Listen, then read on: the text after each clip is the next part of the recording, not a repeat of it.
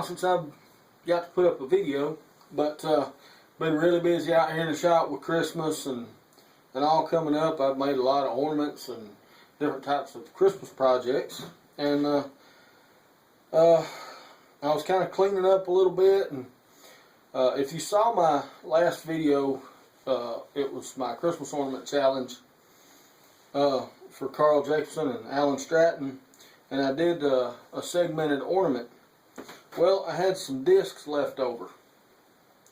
Actually, they were rejected discs. They, you know, some of the segments I didn't really consider to be good enough to actually put onto a Christmas ornament. But, and here they are. I just glued them all together. There was three discs left, and I glued them together. I sanded them off, and I just glued them together. And what I'm wanting to do today is make one of these little spin top. And spin tops are really good to make because they there's a lot of good practice that you can get making them. A lot of, you know, you can make them as fancy as you want to, or you can make them just as plain as you want to. This one here, I made the first couple of weeks or so that I had my lathe, and I was practicing, and you can see in here where I got some catches and things like that. But I've actually kept this thing all these years, and you know, but this one here was a couple of years later. You know, I've made several of these things over the years, but this one, it's got chattel work on the bottom, and you know, you can kind of see that and all that, and it's made in two pieces. I believe this is cherry here, and this is cherry also. But what I'm going to do is I'm going to make this one the same way. I'm going to start out and drill a hole in this one, and I believe I'm going to use walnut for the upright part and for the bottom. We're going to try using some walnut for that. But anyway, we'll get started on this, and that's another good, I think it's a good idea for some Christmas gifts and stuff like that. So let's get started on one. Alright, I'm going to start out just, I'm going to bore a hole through this, all the way through. This is a 1-inch hole. Of course, you could make it any size you would like. But what I'm planning on doing, I'm going to have 1-inch dowel going all the way through, and it'll be a little bit thicker on the top. So the dowel that I form on the walnut will actually be a tenon. All right, here we go.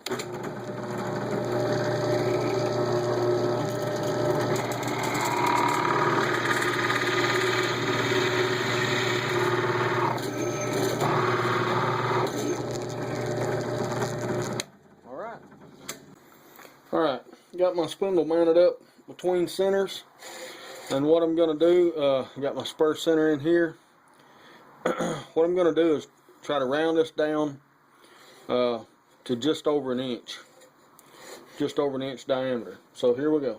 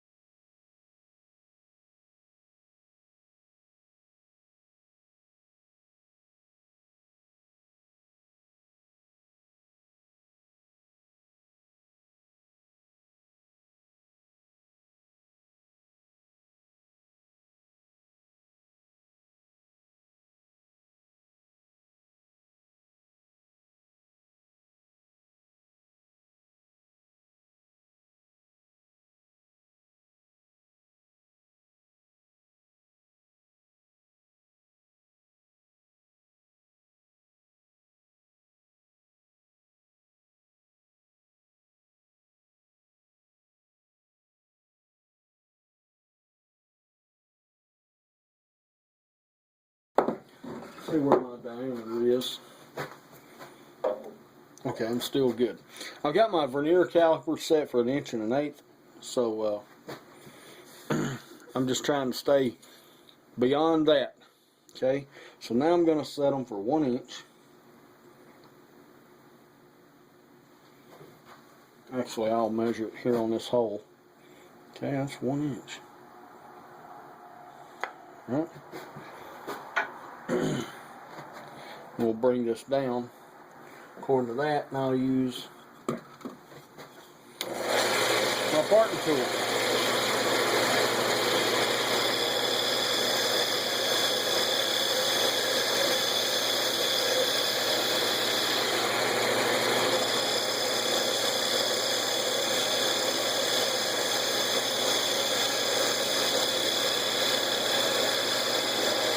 I'm trying to sneak up on it nice and easy.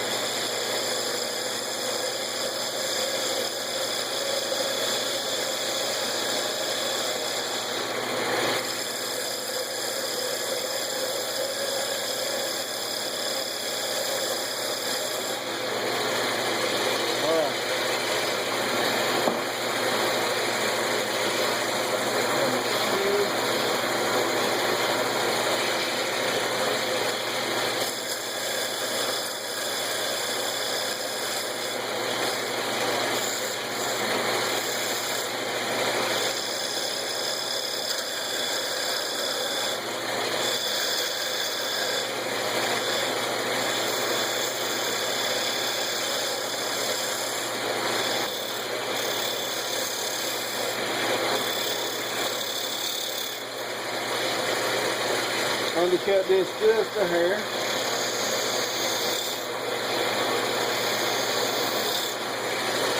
Alright.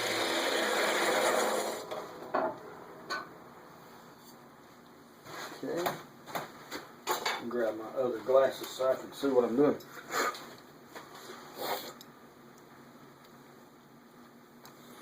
Oh yeah, that's much better.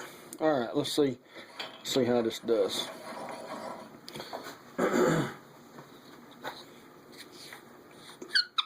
Very nice. No play, but it's got just a little bit of wobble.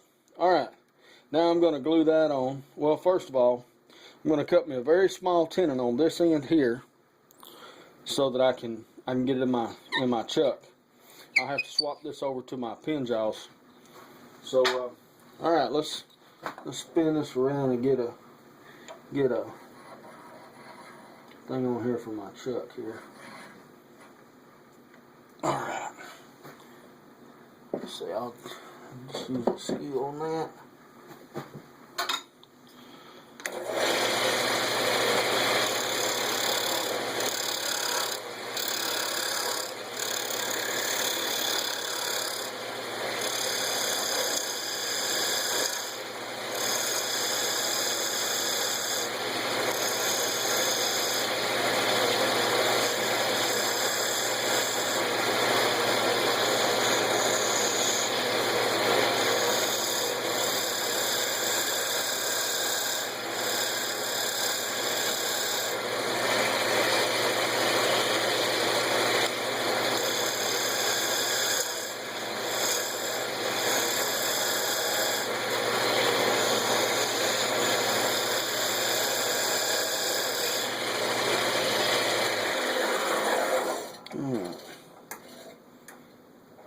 Okay.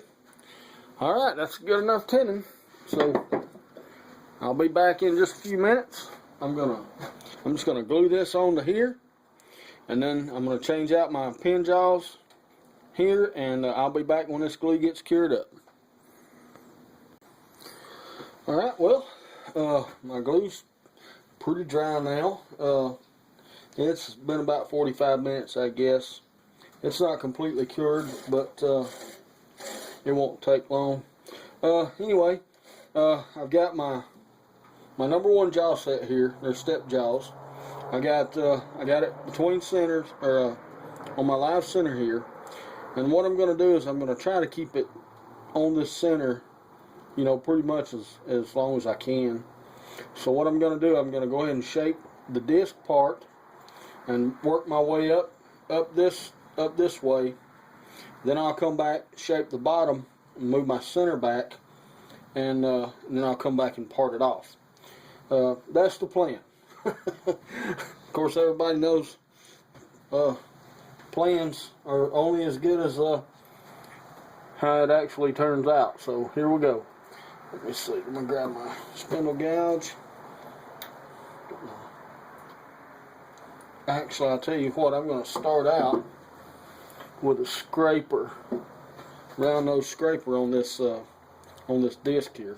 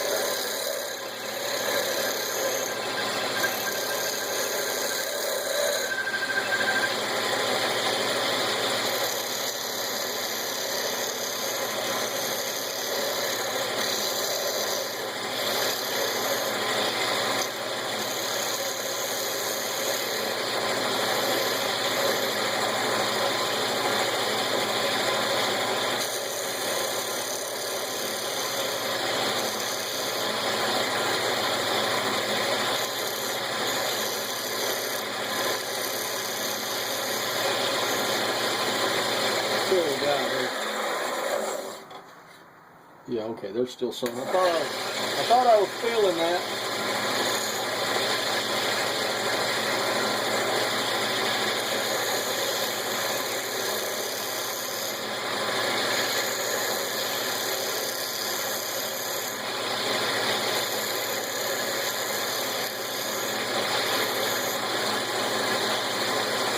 Might be a little bit left. Yep, right there. And a little bit of a gap there too. That's right, I'll fix all that here in a second.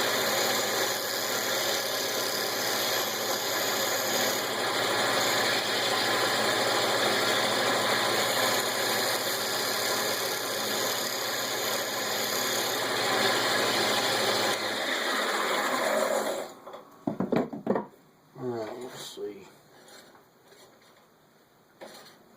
Alright, I'm looking good. I've got a couple of gaps here. I'm going to go ahead and fix that right now. And I'll do that with sawdust and super glue. Let me get that stuff ready. I'll show you how to do that. Okay, alright, well, what I'm going to use to fill these little gaps is I've got my end grain shavings here. I always collect these when I bore into a spindle through the end grain. I always collect that stuff up, because what it does is you just take some in your hand and then you just crush it up, and it'll grind down almost into a powder, and it fills up small cracks really, really good. But you just have to grind it up with your fingers. And whenever I use a Forstner bit on the end grain piece, I always try to keep some of the shavings. And this here just happens to be apple. I've got maple, cedar, walnut. I've just got a lot of. You see, it's really fine now, and I can take and work that into those holes or those gaps. And you got to really work them in there good too. Just work them in there good. And then I'll take my thin super glue and I'll just put in those cracks. And that super glue will hold it all together. Alright, let me check and see if I've got any more. I don't see any more. But I'll give that just a few minutes and I'll be right back. And I'll take what I've got there and I'll just pour it back in the thing. And I just keep that stuff in these I think it was Alfredo sauce jar. Makes a perfect little container for that stuff though. And when you're bored, you can fill one of these things up pretty quick. But I'll be back in just a few minutes once this cures up, and we'll get busy back on this thing. Okay, alright, well, just getting ready to start on this disc. Like I say, I'm going to leave most of this alone until I get done with the top part. So, we'll see how all this goes.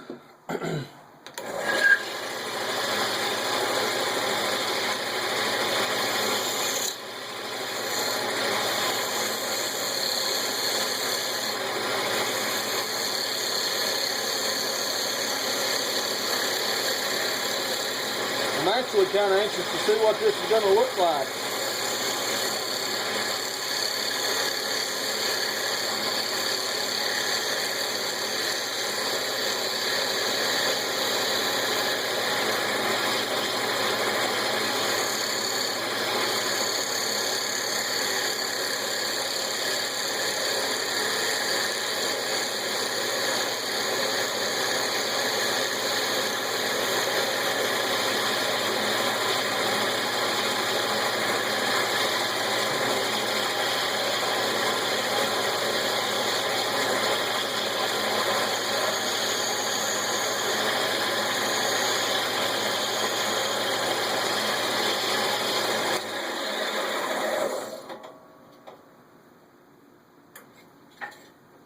Oh, wow, I like that. Alright, I'm going to flip this around, get started on the back side of it,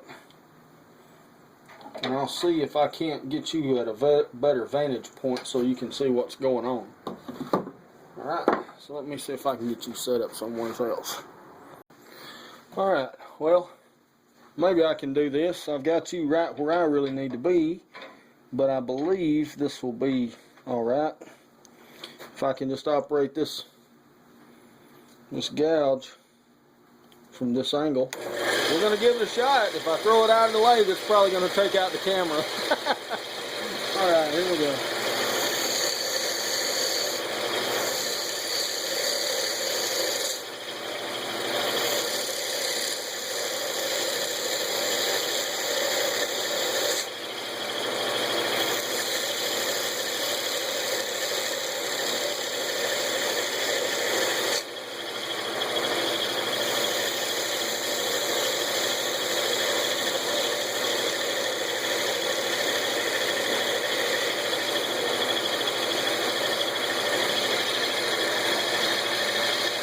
Okay.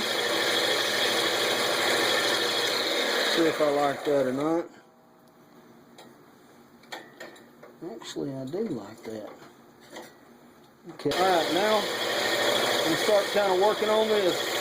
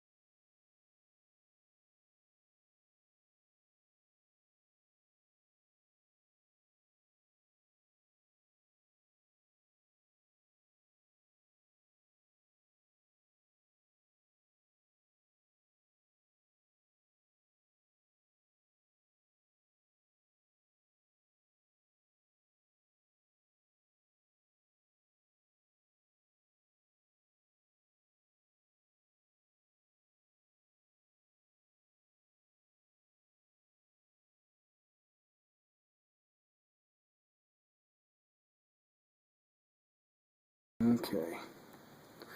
Alright, and the idea here is that I'm just gonna kind of work that end down right there.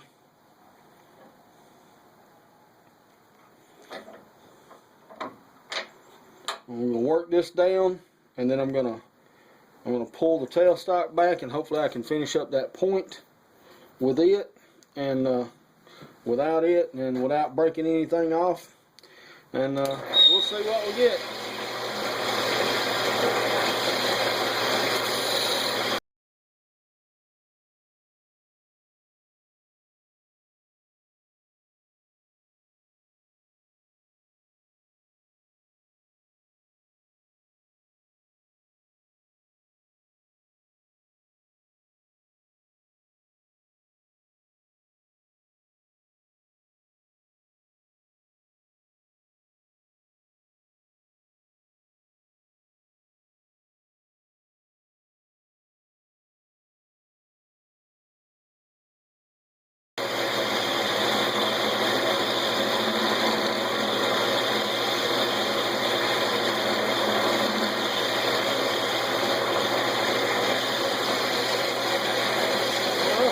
Looks pretty good.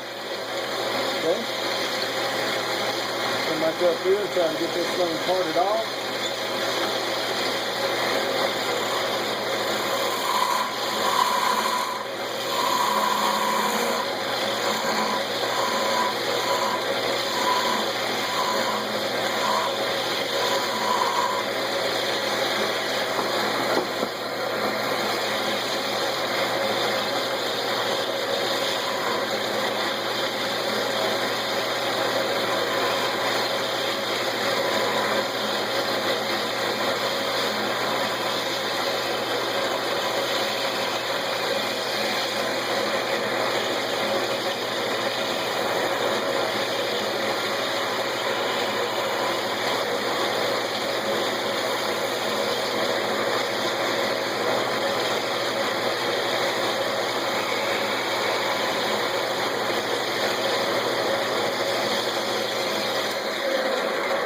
Alright, now we got a little bit right here. I'm just going to take it over to the sander, knock that off.